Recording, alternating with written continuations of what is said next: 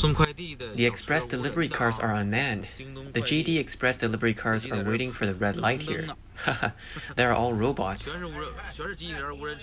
A large number of driverless vehicles have appeared in some economically developed areas of China, such as Shenzhen and other cities. There are so many cars like this now, delivering food for the Meituan platform. In the future, food delivery people may lose their jobs.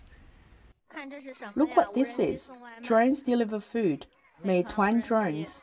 This is where food boxes are recycled, and the small plane above just flew back and is probably going to deliver food.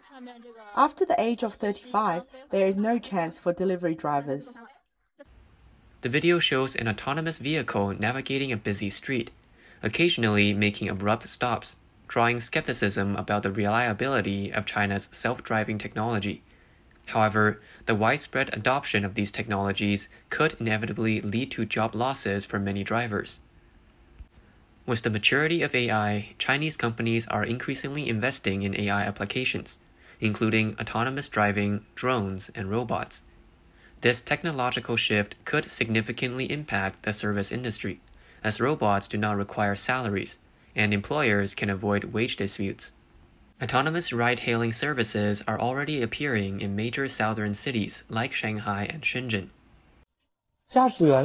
Where's the driver? Oh my god, where are you going? Wow, there's no one here. Whoa, it's so scary. It's really moving. There's no one. This car belongs to itself. Let's go and verify our identity. Enter the last 4 digits of our mobile number. Hurry up. There is really no one. Look, there is really no one. Yes, it's okay. Fasten your seatbelt. Are you okay? In the video, a woman and her child hailed a driverless car online. There was no one else in the car except the mother and her son. I am now in Jiading District, Shanghai, and witnessed a few children using unmanned online ride-hailing. Wow, this scene made me feel the rapid development of AI technology. Then, what should we do if all online ride-hailing drivers are unemployed? There is a high probability that they will be unemployed. Don't worry. Is that possible? In the future, will every car be equipped with a safety officer like you? That won't happen. Let me ask you, if there's a safety officer, do you have to pay a salary? Yes. Then it's the same as taxis. What's the difference between online ride-hailing and ride-hailing? The ultimate goal must be get rid of the people. In recent months, there has been a noticeable increase in unemployment among delivery workers, taxi drivers, and couriers in China. These job losses are not limited to high-income individuals, but also affects those who turned to these sectors after losing jobs elsewhere. The rapid increase in unemployment rates in China, coupled with the low barriers to entry in the delivery and ride-hailing sectors, has made these jobs a lifeline for many. However, with the advent of AI and automation, these opportunities are dwindling, leaving young people without a source of hope. Furthermore, the plight of young people in China is exacerbated by the high cost of living, particularly in first and second-tier cities where housing prices are exorbitant. Losing these last resorts poses an unbearable burden for workers struggling to make ends meet. In China, many food delivery riders face immense pressure due to their earnings being directly linked to the number of deliveries they make, prompting them to work tirelessly. The chaotic traffic conditions, characterized by rule-flouting vehicles and poorly constructed roads, coupled with overzealous traffic police known for their predilection for fining, exacerbate the challenges faced by these riders. Get up quickly. I can't get up. What are you doing? What if one of these cars hit you? I can't live anymore. You're driving people crazy. From the perspective of a car owner in the cab, we can see that the delivery man was stopped by the traffic police, perhaps because he did not want to be punished, so he knelt down to the traffic officer. The traffic police just scolded him sternly, fearing that the man would be held responsible for being hit by a car, but showed no sympathy at all. So the delivery man got up and angrily kicked his electric motorcycle. He roared at the top of his lungs, "I don't want to live." This scene demonstrates the despair of those at the bottom of China's society. It shows that the Chinese police officers, the judiciary, and a series of state apparatuses implement tyranny. A netizen's comment poignantly summarizes the situation. He just wants to survive, that's all. but the severe algorithms, strict law enforcement, the absence of social welfare, and limited job options have transformed ambition into resentment.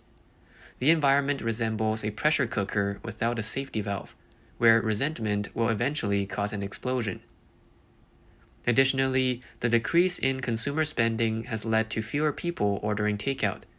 The food delivery industry, plagued by food safety concerns, further deters customers. A Chinese delivery worker's personal account sheds further light on the industry's challenges. Delivery jobs might truly be at risk. Since September, there's been a severe decline in orders, either due to the off-season or the impact of hex technology, an internet slang for food made with additives, leading to widespread reluctance to order takeout. Some vendors rely heavily on additives instead of natural ingredients, creating flavors that are artificially enhanced.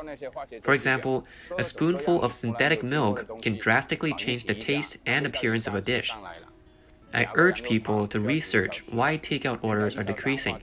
It's not cooking, it's akin to alchemy. I may be just a small delivery worker, but I must say, if this continues, we won't even have food to eat. Aren't you afraid of being criticized? I posted a video advising against certain takeouts, and some people accused me of sabotaging my own livelihood. But people should see for themselves if what I'm saying is true. It's like the saying goes, when corruption becomes the norm, integrity seems like a crime. I can only remind others out of goodwill. What they do is not my concern. According to a delivery worker's account, there are significant issues with the supervision of the food delivery industry in China. The country has previously faced food safety scandals such as clenbuterol-tainted pork, melamine-tainted milk powder, and gutter oil. As the delivery worker revealed, unscrupulous vendors, aiming to cut costs and maximize profits, frequently use harmful chemical additives to enhance flavors or even replace food ingredients entirely, thereby reducing costs significantly. In other words, what consumers in China often ingest, be it milk or eggs, might not be genuine, but instead chemically manufactured substitutes. Moreover, the delivery worker, without intending to cast blame or jeopardize his future, unveils deeper reasons for the industry's decline. He suggests that Chinese businesses today often disregard basic business ethics, producing counterfeit products. This trend aligns with broader practices in China, including substandard One Belt, One Road infrastructure projects, Huawei's 5G intelligence systems, and the dumping of inferior electric vehicles, where deception of customers and competitors is common for profit. This situation isn't unique to the food delivery industry. Similar circumstances prevail in other sectors like ride-hailing and courier services. He suggests that Chinese businesses today often disregard basic business ethics, producing counterfeit products. This trend aligns with broader practices in China, including substandard One Belt, One Road infrastructure projects, Huawei's 5G intelligence systems, and the dumping of inferior electric vehicles, where deception of customers and competitors is common for profit. This situation isn't unique to the food delivery industry. Similar circumstances prevail in other sectors like ride-hailing and courier services. Look, we just need to click once and the car will go away by itself. As a minecart driver, I am very panicked right now. My job is about to be replaced by computers. This world is too scary. The development of AI in China has triggered criticism from a professor at Peking University. Unmanned aircraft, unmanned driving, unmanned stores, unmanned banks, and unmanned hotels. Where have people gone? Why do we need technology if we don't have people? We have to think. Technology can do anything, but do we need to do this? Especially at Peking University, we have to come up with ideas, and we can't rely on technology for everything. Intelligent robots are not necessarily wise. Since we can all make it ourselves, our chips are not our own. The job of each robot is different. Do we know what its chip is like? We buy ready-made ones. What do we need technology for? He pointed out that the CCP does not rely on independent research and development of its core chip technology, but directly purchases finished products from developed countries such as the United States without mastering its core technology. Another point he raises concerns the rampant use of unmanned technology and AI, potentially marginalizing human roles in many industries. He argues that society should be based on humans, not machines, and criticizes the Chinese government for using technology to further exploit its citizens. Amidst rising unemployment, various industries in China are witnessing both tragic and absurd social phenomena. A popular hot pot restaurant, Haidilao, known for its customer-centric service, recently had its staff perform dances to entertain customers. A netizen saw it as a reflection of the workers' helpless situation. They are forced to act clownishly for their livelihood. The customers' demand for such entertainment from service staff is criticized as a symptom of societal issues unique to China. I would never return to such an establishment. A recent story titled "Unemployed Daughter Hired as a Driver by Mother, Earning 20 Yuan per Day" became a trending topic online in China. As reported, a 25-year-old woman from Jinzhong, Shanxi, and her recently retired father were both employed by her mother as drivers for her daily commute, each earning 20 yuan, about $3 per day. The woman, Xiao Su, had worked as a product manager in Beijing for 2.5 years before being laid off. She faced continuous rejections while job hunting back home. To alleviate the frustration of both her and her father's unemployment, her mother devised this plan. My mother is a humorous person. She wanted to cheer me up. At first, I thought it was funny, but then I appreciated the daily income of 20 yuan. It lifted my spirits, and I plan to keep looking for work, Xiao Su said. Many bloggers reflected on this situation. One commented, "Being laid off at 25 shows how severe unemployment is." Another noted, "Her parents wanted to ease her mind. In today's competitive society, she's lucky to have such parents." Others observed, "We've entered a bizarre situation where young people rely on their parents' pensions. What about those without such support?"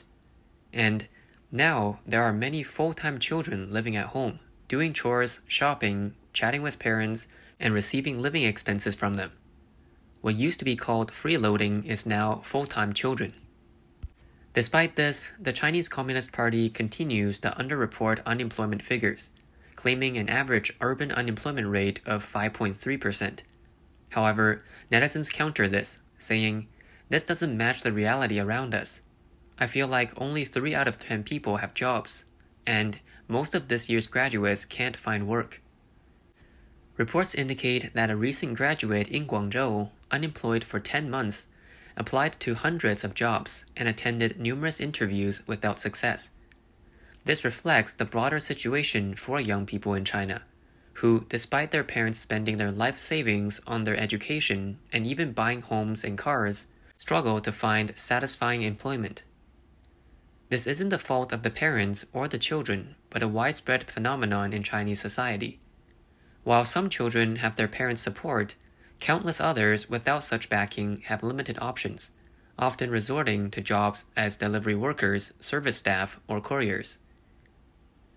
The root cause of widespread unemployment in China isn't technological advancement, but the moral decay of society under CCP rule. It's hard to comprehend the struggles and heartaches faced by Chinese people for survival under such a regime.